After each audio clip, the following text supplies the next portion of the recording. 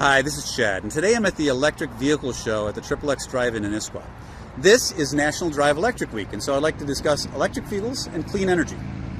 So, not many people realize that Washington State has the second cheapest electricity in the nation, but we've also got one of the greenest, with 96% of electricity production being from zero-emission sources. The lion's share of our pollution in this state doesn't come from industry, but from internal combustion engines on our roads. That's why I was one of the founders of the Bipartisan Electric Vehicles Caucus in Olympia. I prime-sponsored House Bill 1853, which enabled utilities to install charging stations at no upfront cost to their customers, just like cable companies provide cable modems.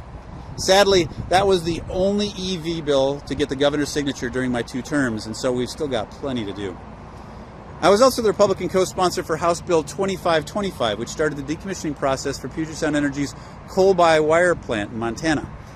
With our hydroelectric capacity and recent innovations in wind and solar, we already produce more electricity than we consume, and that means energy independence from other states and other nations. I personally have rooftop solar and 3 electric vehicles, and I'm very much focused on electrification of the transportation sector, as well as promoting autonomous vehicles. As an electrical engineer, I restore neglected motorcycles and scooters as a hobby, reconditioning their batteries and rebuilding the motor controllers.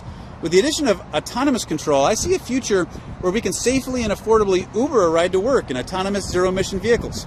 And at the pace we're on, I think it'll happen before we ever see a sound transit station in Issaquah. People regularly ask me whether I support a carbon tax, and my answer is simple. We already have one.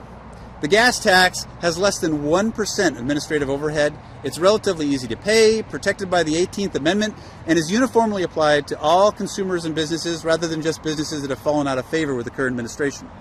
We don't need another tax.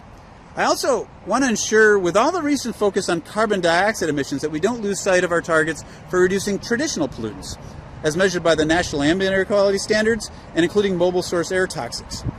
While I accept that global warming is real and that our carbon emissions are contributing to the effect, to me, the known poisons we're releasing into our air and water are more of an immediate threat to human health and the environment. So now's your chance to contribute to the discussion online.